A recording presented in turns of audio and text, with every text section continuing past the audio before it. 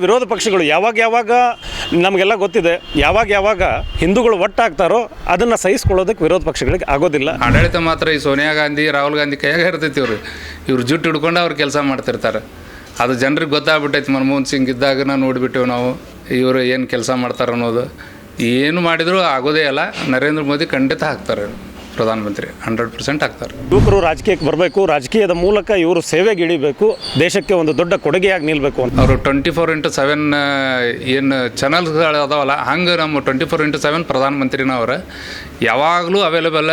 ಪ್ರತಿಯೊಂದು ನಿಮಿಷನೂ ಅವರು ದೇಶಕ್ಕಾಗಿ ಮುಡಿಬಿಟ್ಟಾರೆ. ಯಾವತ್ತು ರಾಮ ಮಂದಿರ ನಿರ್ಮಾಣ ಆಗ್ತಾ ಇದೆ, ಜನವರಿ 22ಕ್ಕೆ ಅಲ್ಲಿ ಪ್ರಭು ಶ್ರೀರಾಮಚಂದ್ರನ ಮೂರ್ತಿ ಪ್ರತಿಷ್ಠಾಪನೆಗೊಳ್ಳಿದೆ ಅಂಥೇಳಿ ಅಂದ ತಕ್ಷಣ ಎಲ್ಲ ಜಗತ್ತಿನ, ಬರೀ ಭಾರತದಲ್ಲಷ್ಟೇ ಅಲ್ಲ, ಜಗತ್ತಿನ ಎಲ್ಲ ಹಿಂದೂಗಳಿಗೂ ಅದೊಂದು ಅವಿಸ್ಮರಣೀಯ ಕ್ಷಣ.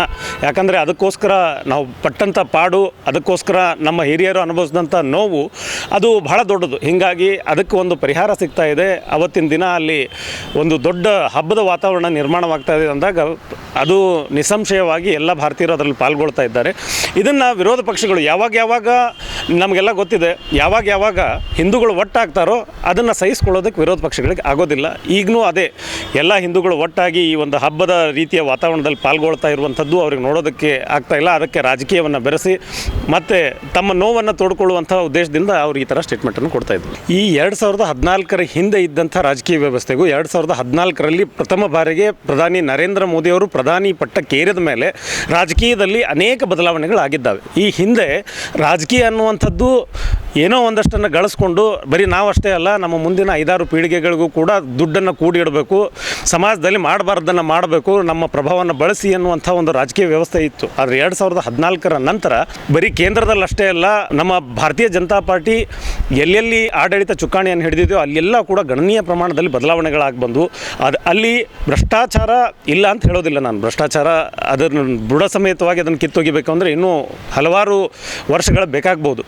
ಭ್ರಷ್ಟಾಚಾರ ಅಲ್ಲಿ ಪರಿಪೂರ್ಣವಾಗಿ ನಿಂತಿದೆ ಅಂತ ಹೇಳೋದಿಲ್ಲ. ಆದರೆ ಭ್ರಷ್ಟಾಚಾರದ ಪ್ರಮಾಣ ಗಣನೀಯ ಪ್ರಮಾಣದಲ್ಲಿ ಅದು ಇಳಿಕೆಯಾಗಿದೆ.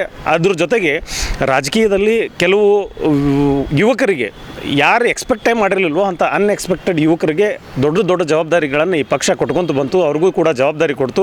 ಈಗ ನಾವು ಇಷ್ಟು ದಿನ ಹೆಂಗೆ ನಡೀತಾ ಇತ್ತು ಅಂದರೆ, ರಾಜಕೀಯ ನಾಯಕರ ಜೊತೆ ಹಿಂದೆ ಮುಂದೆ ಓಡುವಂಥವ್ರು, ಅವ್ರಿಗೆ ಜೈಕಾರ ಹಾಕೋರನ್ನ ಮಾತ್ರ ಪಕ್ಷ ಗುರುತಿಸಿ ಅವರಿಗೆ ಸ್ಥಾನಮಾನಗಳನ್ನು ಕೊಡ್ತಿತ್ತು. ಆದರೆ ಈ 2014 ನಂತರ ನಿಜವಾಗ್ಲೂ ಯಾರು ಪಕ್ಷಕ್ಕಾಗಿ ದುಡಿದ್ರು, ಯಾರು ಬೇರೆ ಬೇರೆ ಸಂಘ ಸಂಸ್ಥೆಗಳಲ್ಲೂ ದುಡಿದು ಕೂಡ ಸಮಾಜಕ್ಕೆ ಒಳ್ಳೆಯದನ್ನು ಮಾಡ್ತಾ ಇದ್ದಾರೋ ಅಂಥವ್ರನ್ನ ಗುರುತಿಸಿ ಕೇಂದ್ರ ಸರ್ಕಾರ ಮತ್ತು BJP ಸರ್ಕಾರ ಅಂಥವ್ರಿಗೆ ಸ್ಥಾನಮಾನಗಳನ್ನ ಕೊಟ್ಟು ಅವರನ್ನು ಮುಖ್ಯ ವೇದಿಕೆಗೆ ತಂದಿರೋದ್ರಿಂದಲೇ ಇವತ್ತು ಯುವಕರ ಸಂಖ್ಯೆ ರಾಜಕೀಯಕ್ಕೆ ಬರೋದಕ್ಕೆ ಹೆಚ್ಚು ಆಸಕ್ತಿದಾಯಕವಾಗಿದೆ. ಮತ್ತು ಯುವಕರು ಬರಬೇಕು. ಯಾಕಂದರೆ ಯುವಕರಿಂದ ಕೂಡಿರುವಂಥ ದೇಶ ನಮ್ಮ ದೇಶ. ಪ್ರಪಂಚದಲ್ಲಿ ಅತಿ ಹೆಚ್ಚು ಜನಸಂಖ್ಯೆಯನ್ನು ಹೊಂದಿರುವಂಥ ದೇಶವಾದಂಥ ಸಂದರ್ಭದಲ್ಲಿ ಆವಾಗ 65% ಹೆಚ್ಚಿಗೆ ಜನ ನಮ್ಮ ದೇಶದಲ್ಲಿ ಯುವಕರೇ ಇರ್ತಾರೆ. ಹೀಗಾಗಿ ನಮ್ಮ ಯುವಕರ ಮೇಲೆ ಇಡೀ ವಿಶ್ವಕ್ಕೆ ಬಹಳಷ್ಟು ದೊಡ್ಡ ನಿರೀಕ್ಷೆ ಇದೆ. ಹಾಗಾಗಿ ಯುವಕರು ರಾಜಕೀಯಕ್ಕೆ ಬರಬೇಕು, ರಾಜಕೀಯದ ಮೂಲಕ ಇವರು ಸೇವೆಗೆ ಇಳಿಬೇಕು, ದೇಶಕ್ಕೆ ಒಂದು ದೊಡ್ಡ ಕೊಡುಗೆಯಾಗಿ ನಿಲ್ಲಬೇಕು ಅಂಥೇಳಿ ನಾನು ಈ ಸಂದರ್ಭದಲ್ಲಿ ಮಾತಾಡೋದಕ್ಕೆ ಇಷ್ಟಪಡ್ತೀನಿ. ಸರ್, ಈಗ ಮಾರ್ಚ್ನಲ್ಲಿ ಲೋಕಸಭಾ ಎಲೆಕ್ಷನ್ ಸ್ಟಾರ್ಟ್ ಬರ್ತಾ ಇದೆ. ಸೊ ನಮ್ಮ ದೇಶದ ಮುಂದಿನ ಪ್ರಧಾನಿಯಾಗಿ ಯಾರನ್ನು ನೋಡ್ತೀವಿ? ಖಂಡಿತವಾಗಿ ನಾವು ನರೇಂದ್ರ ಮೋದಿಯವರನ್ನು ನಾವು ಪ್ರಧಾನಿಯಾಗಿ ನೋಡ್ತೀವಿ. ಯಾಕಂದ್ರೆ ಅವ್ರನ್ನ ಟಕ್ಕರ್ ಕೊಡುವಂಥ ಯಾವುದೇ ವ್ಯಕ್ತಿ ಸದ್ಯ ನಮ್ಮ ಕಣ್ಣಿಗೆ ಕಾಣ್ತಾ ಇಲ್ಲ. ಅವ್ರನ್ನ ಬಿಟ್ಟರೆ ಯೋಗಿಯವರು ನೆಕ್ಸ್ಟ್ ಬರ್ಬೋದು. ಆದರೆ ಈಗ ಸದ್ಯ ಮಾತ್ರ ಪ್ರಧಾನಿ ನರೇಂದ್ರ ಮೋದಿಯವರೇ ಆಗ್ಬೇಕು. ಪ್ರಧಾನಿ ಅಲ್ರಿ, ಅವ್ರು ಬರೀ MLA ಆದ್ರೆ ಅವ್ರ ಊರಿಗೆ ಒಳ್ಳೇದು ಮಾಡಿಲ್ಲ. ಅವರು ಮೊನ್ನೆ ಇದ್ರಾಗ ನೋಡಿದ್ದೀವಿ ನಾವು, ವಿಧಾನಸಭಾದಾಗ SC/ST ಅವ್ರಿಗೆ ಏನಾರ ಮಾಡಿರಿ ಅಂತೇಳಿ ಪ್ರಧಾನಿಯವ್ರಿಗೆ ಮನವಿ ಮಾಡತ್ತಿದ್ರು ಅವರು. ಆವಾಗ ಅವರು ಪ್ರಧಾನಿಯವರು ಭಾಳ ಚಂದ ಇವರಿಗೆ ಹೇಳಿದ್ರು, ಇವರು ಎಷ್ಟು ಆಸ್ತಿಗಳನ್ನು ಮಾಡಿದ್ದಾರೆ ಅನ್ನೋದು ಒಂದು ಲಿಸ್ಟ್ ಹೇಳಿದರು. ಅವರು ಸಾವಿರಾರು ಕೋಟಿ ಆಸ್ತಿ, ಇಷ್ಟೆಲ್ಲ ಆಸ್ತಿ ಮಾಡಿ ನೀವು ಈ ನನ್ನ ಕಡೆ ಇರೋ ಆಸ್ತಿ ಏನೈತಿ ನಾನು ಪೂರ SC/ST ಅವ್ರಿಗೆ ಕೊಡ್ತೀನಿ, ನೀವು ಗಟ್ಟಿದ್ರನ್ನು ಕೊಡಾಕಂತ ಕೇಳಿದ್ರು. ಒಂದ ಮಾತು ಅವಾಗ ಇವರು ಬಾಯಿ ಮುಚ್ಕೊಂಡು ಸುಮ್ಮನೆ ಕುಂತ್ರೆ ಅದಕ್ಕೆ ಆನ್ಸರ್ ಮಾಡಲಿಲ್ಲ. ಅಂದರೆ SC/ST ಅವ್ರಿಗೆ ಇವ್ರು ಎಷ್ಟು ಉದ್ಧಾರ ಮಾಡ್ಯಾರ ಅನ್ನೋದು ಎಲ್ಲಿ ಗೊತ್ತಾಗ್ತೈತಿ. ಇವರು ಮುಂದೆ ದೇಶ ಯಾವಾಗ ಉದ್ಧಾರ ಮಾಡ್ತಾರೆ ರೀ? ಇವರು ಸಾಧ್ಯನೇ ಇಲ್ಲ. ಇವರು ಬರೀ ಹೆಸರಿಗಟ್ಟ ಇವರು ಚೇಂಜ್ ಮಾಡ್ಬೋದು. ಆದರೆ ಆಡಳಿತ ಮಾತ್ರ ಈ ಸೋನಿಯಾ ಗಾಂಧಿ, ರಾಹುಲ್ ಗಾಂಧಿ ಕೈಯಾಗ ಇರ್ತೈತಿ. ಇವ್ರು ಜುಟ್ಟು ಹಿಡ್ಕೊಂಡು ಅವ್ರು ಕೆಲಸ ಮಾಡ್ತಿರ್ತಾರೆ. ಅದು ಜನರಿಗೆ ಗೊತ್ತಾಗ್ಬಿಟ್ಟೈತಿ. ಮನಮೋಹನ್ ಸಿಂಗ್ ಇದ್ದಾಗ ನೋಡಿಬಿಟ್ಟೆವು ನಾವು ಇವರು ಏನು ಕೆಲಸ ಮಾಡ್ತಾರೆ ಅನ್ನೋದು. ಏನು ಮಾಡಿದರೂ ಆಗೋದೇ ಅಲ್ಲ. ನರೇಂದ್ರ ಮೋದಿ ಖಂಡಿತ ಆಗ್ತಾರೆ ಪ್ರಧಾನಮಂತ್ರಿ, 100% ಆಗ್ತಾರೆ. ವಿರೋಧ ಪಕ್ಷದ ನಾಯಕರು ಅಂತೇಳಿ ನಮ್ಗೆ ಯಾರೂ ಕಾಣವಲ್ರಿ. ನನಗನ್ಸಿ ಮಟ್ಟಿಗೆ ಯಾರೂ ಕಾಣ್ತಾ ಇಲ್ಲ. ಅಷ್ಟು ಬಲಿಷ್ಠವಾಗಿ ಯಾರೂ ಇಲ್ಲ. ಎಲ್ಲರೂ ತೋಡ್ಕೊಂಡು ತಿನ್ನೋರು ಅದಾರ, ಆದರೆ ಬಲಿಷ್ಠವಾಗಿ ಅದಕ್ಕೆ ಟಕ್ಕರ್ ಕೊಡೋರಿಲ್ಲ, ಅವ್ರಿಗೆ ಮಾತಾಡಿದ್ದಕ್ಕೆ ಆನ್ಸರ್ ಮಾಡೋರಿಲ್ಲ. ಮೋದಿಜಿಯವ್ರು ಏನು ಮಾತಾಡ್ತಾರಲ್ಲ ಅದಕ್ಕೆ ಆನ್ಸರ್ ಮಾಡೋರಿಲ್ಲ ಕರೆಕ್ಟಾಗಿ.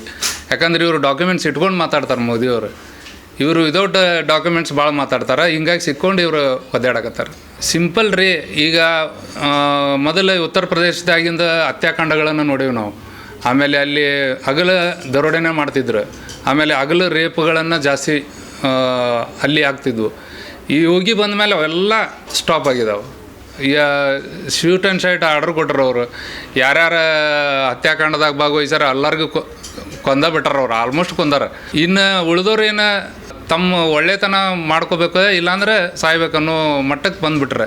ಹಿಂಗಾಗಿ ಅಲ್ಲಿ ಆಡಳಿತ ನೋಡಿದರೆ ಎಲ್ಲ ಕಡೆನೂ ಇದೇ ರೀತಿ ಆಡಳಿತ ಇರ್ಬೇಕಂತ ಅನ್ನಿಸ್ತೈತಿ. ಈಗ ಎಷ್ಟೋ ಕಡೆ ನಾವು ಮುಖ್ಯಮಂತ್ರಿಗಳನ್ನ ನೋಡಿವಿ, ಇವರಷ್ಟು ಡೆವಲಪ್ಮೆಂಟ್ ಮುಖ್ಯಮಂತ್ರಿಗಳು ಯಾರನ್ನೂ ನಾವು ಕಾಣೋದಿಲ್ಲ.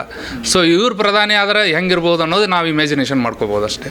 ನರೇಂದ್ರ ಮೋದಿ ಅವ್ರ ಬಗ್ಗೆ ಏನೂ ಹೇಳೋಂಗೇ ಇಲ್ಲ ಸರ್, ಕಣ್ಣಾರು ಕಾಣ್ತೈತಿ ಅವ್ರು ಮಾಡೋ ಕೆಲಸ. ಸೂಪರ್ ವರ್ಕರ್ ಅವರು 24/7 ಏನು ಚಾನಲ್ಸ್ಗಳು ಅದಾವಲ್ಲ, ಹಂಗೆ ನಮ್ಮ 24/7 ಪ್ರಧಾನಮಂತ್ರಿನ ಅವ್ರು ಯಾವಾಗಲೂ ಅವೈಲೇಬಲ್. ಪ್ರತಿಯೊಂದು ನಿಮಿಷನೂ ಅವ್ರು ದೇಶಕ್ಕಾಗಿ ಮುಡಿಬಿಟ್ಟಾರೆ, ಅವರು ಇಡ್ತಾರೆ ಮತ್ತು ಅಷ್ಟು ಚೆನ್ನಾಗಿ ಕೆಲಸ ಮಾಡ್ತಾರೆ. ಅವ್ರಿಗೆ ನಾವು ಬೆಂಬಲ ಕೊಡ್ತೀವಿ ಸರ್.